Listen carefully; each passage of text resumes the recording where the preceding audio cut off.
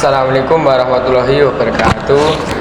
Perkenalkan, nama saya Ahmad Rafiq, mahasiswa semester 1 UIN Syai Khalid Rahmatullah, Prodi Ekonomi Syariah, Fakultas Ekonomi dan Bisnis Islam. Di sini saya akan menjelaskan rangkuman materi mata kuliah filsafat umum selama semester 1 ini. Langsung saja ke materinya. Materi yang pertama yaitu pengertian filsafat, ruang lingkup filsafat, dan manfaat mempelajari filsafat. Pengertian filsafat. Filsafat berasal dari bahasa Yunani filosofia. Kata filosofia terdiri atas kata pulos yang artinya cinta dan sophia artinya kebijaksanaan. Sehingga secara etimologi filsafat berarti cinta kebijaksanaan dalam arti yang sedalam-dalamnya. Secara terminologi, pengertian filsafat adalah ilmu-ilmu pengetahuan yang menyelidiki segala sesuatu yang ada secara mendalam dengan mempergunakan akal sampai pada hakikatnya. Ruang lingkup filsafat ada 3, yaitu pertama ontologi, artinya ilmu yang membahas tentang hakikat sesuatu yang ada, atau dengan kata lain ilmu yang mempelajari apa yang ada atau dapat dianggap berwujud dan berdasarkan logika. 2. Epistemologi adalah cabang filsafat yang berkaitan dengan teori pengetahuan. Secara etimologis, epistemologi berasal dari 2 kata, yaitu episteme artinya pengetahuan dan logos artinya pemikiran atau pengetahuan. Jadi epistemologi berarti perkataan, percakapan, atau teori tentang ilmu pengetahuan.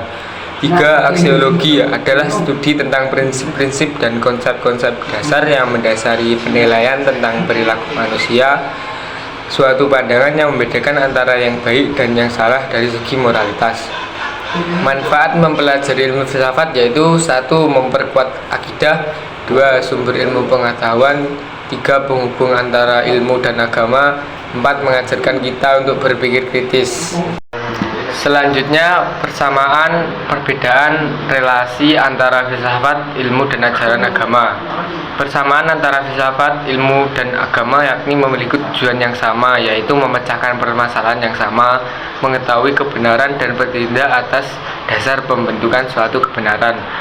Selain itu, antara filsafat, ilmu, dan agama juga terdapat perbedaan, terutama dari segi usul, cara, dan hasil.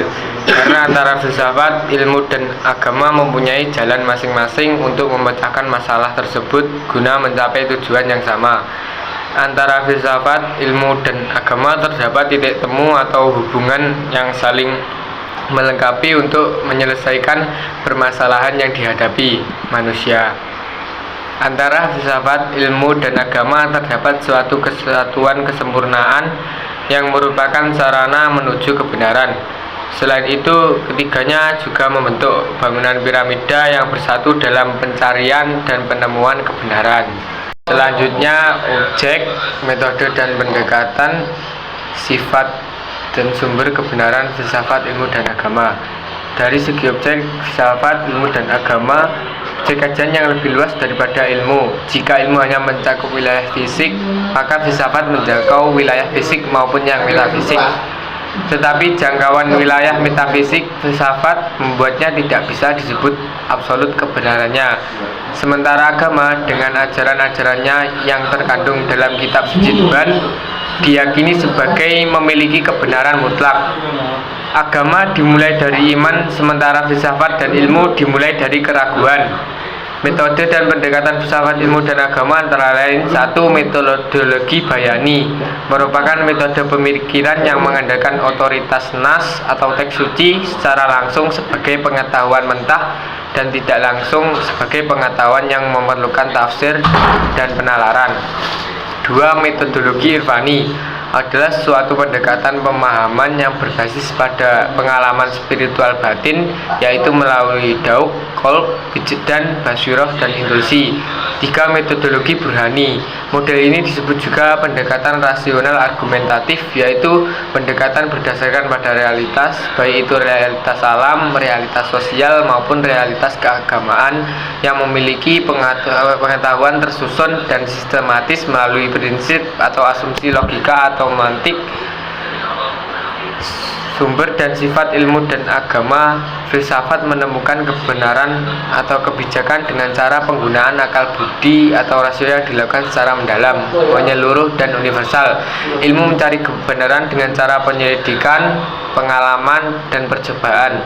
Agama mengajarkan kebenaran atau memberi jawaban berbagai masalah asasi melalui wahyu atau kitab suci yang berupa firman Tuhan. Kebenaran filsafat adalah kebenaran spekulatif berupa dugaan yang tidak dapat dibuktikan secara empiris, riset, dan eksperimen. Baik kebenaran ilmu maupun kebenaran filsafat, keduanya nisbi atau relatif. Sedangkan kebenaran agama bersifat mutlak atau absolut karena ajaran agama adalah wahyu yang maha besar atau firman Tuhan. Selanjutnya, aliran-aliran dalam filsafat. Aliran dalam filsafat ada 7, yaitu 1. Rasionalisme. Rasionalisme menegaskan akal sebagai alat terpenting untuk memperoleh pengetahuan dan memperoleh pengetahuan. 2. Empirisme, menegaskan bahwa semua pengetahuan berasal dari pengalaman manusia. Empirisme menolak gagasan bahwa manusia pada dasarnya mempunyai pengetahuan sejak lahir. 3. Kritisisme datang untuk menengahi antara rasionalisme dan empirisme. Kritisisme mengatakan bahwa antara akal dan pengalaman keduanya saling berkaitan untuk mencari kebenaran. 4. Positivisme menjelaskan bahwa indera adalah hal yang penting untuk mencari pengetahuan, tapi semua itu harus disempurnakan dan diperkuat oleh alat dan pengujian. 5. Materialisme mengatakan alam merupakan kesatuan material yang tak terbatas. Alam dan segala materi dan energi yang ada akan selalu ada, dan bahwa alam ada realitas yang keras, dapat disentuh, material, objektif yang dapat diketahui oleh manusia. 6. Pragmatisme adalah filsafat yang mementingkan hal yang praktis dan kerja keras yang kriteria utamanya adalah sukses. Pragmatisme sangat lebih mementingkan hasil. 7. Fenomenologi, yaitu ilmu tentang penampakan yang menampakkan diri ke pengalaman subjek atau ilmu tentang apa yang tampak. Menurutnya pengetahuan itu terbatas pada fenomena fisik dan mental. Fenomenologi kemudian menjadi aliran filsafat yang bermakna the thinking subject, yaitu subjek yang berpikir. Dari kelima yaitu periodisasi sejarah filsafat. Masa Yunani klasik merupakan masa sangat penting dalam sejarah peradaban manusia, karena pada masa ini terjadi perubahan pola pikir manusia dari percaya pada mitos menjadi lebih rasional. Pada periode Islam klasik dapat ditandai dengan masuknya budaya filsafat ke dalam dunia pemikiran Islam, itu melalui jalur perdebatan teologik atau akidah itu telah lama tumbuh. Sebelum masa penerjemahan filsafat Yunani ke dalam dunia pemikiran Islam, aliran-aliran akidah dalam Islam sudah saling berdebat serta saling menggunakan akal untuk kepentingan membela akidah masing-masing. Periode masa pertengahan mempunyai perbedaan yang mencolok dengan periode sebelumnya. Perbedaan ini terletak pada adanya dominasi agama. Timbulnya agama Kristen pada permulaan abad Masehi membawa perubahan besar terhadap kepercayaan agama.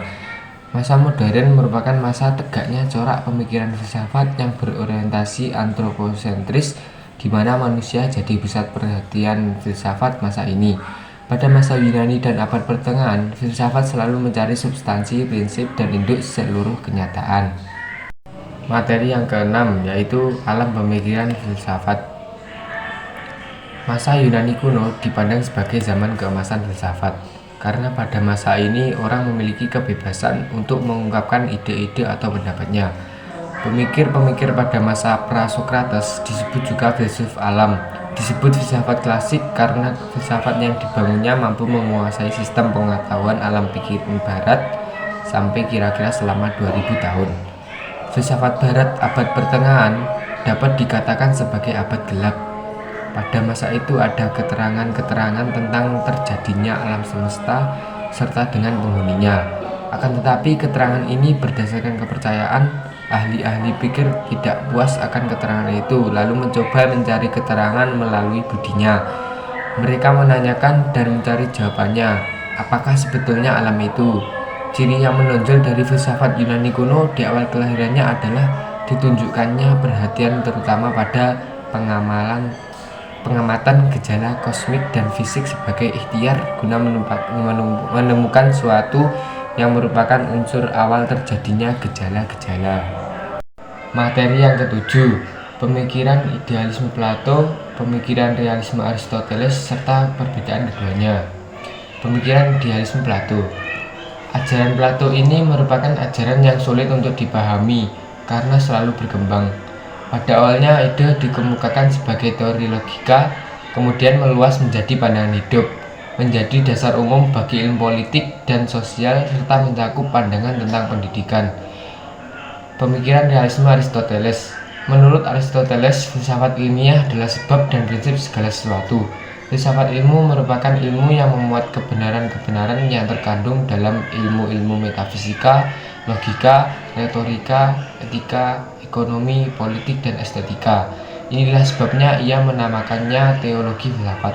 Perbedaan antara pemikiran idealisme Plato dan pemikiran realisme Aristoteles yaitu menciptakan dasar-dasar bagi perdebatan filosofis tentang hubungan antara ide dan realitas, rasionalitas dan pengalaman, serta metode filosofis. Pemahaman lebih dalam tentang kedua pandangan ini dapat membantu kita memahami peran penting mereka dalam sejarah pemikiran filosofis dan dampaknya terhadap pemikiran manusia sepanjang sejarah. Materi yang ke-8, pemikiran filsafat patristik. Nama patristik berasal dari kata Latin patres yang berarti bapak-bapak gereja, bapak yang mengacu kepada pujangga-pujangga Kristen. Dalam sejarah, pada awal abad Masehi, agama Kristen telah tumbuh dan berkembang dalam berbagai bentuk yang mengagumkan yang ditandai dengan kecanggihan intelektual Thomas Aquinas tentang eksistensi Allah. Setelah munculnya orang-orang seperti Rasul Paulus dan Rasul Yohanes yang menghadapkan kepercayaan, tokoh-tokoh patristik timur ada Justinus Martin, Clemens, Origenes, Gregorius Nazianze, Basilius Gregorius. Tokoh patristik barat ada Aurelius, Agustinus, dan Tertullianus. Materi yang ke-9, kontribusi Islam dalam pemikiran barat modern. Peradaban Islam dapat berkembang pada masa ini, sebagian berkat kerja keras para ilmuwan dan peneliti.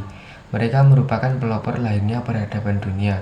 Selain itu, ilmuwan muslim juga mengembangkan cara berpikir dan kecerdasan otaknya untuk berpikir dan menciptakan sesuatu yang baru dalam ilmu pengetahuan. Peran kontribusi umat Islam dalam kemajuan peradaban dunia. Di Barat, Islam berperan penting sebagai pemberi perkembangan peradabannya di dunia.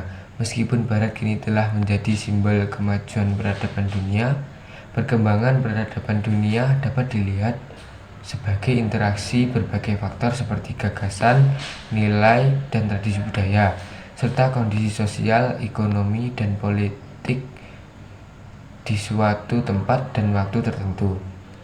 Hal ini terlihat dari perubahan-perubahan yang terjadi di dalam kehidupan seseorang, baik secara individu maupun kolektif. Materi yang ke-10, aliran filsafat modern. Aliran-aliran pokok filsafat modern ada 4, yaitu 1. Rasionalisme, yaitu paham yang mendasarkan pada rasio sebagai sumber kebenaran tertinggi. Materialisme yang meletakkan materi sebagai nilai tertinggi.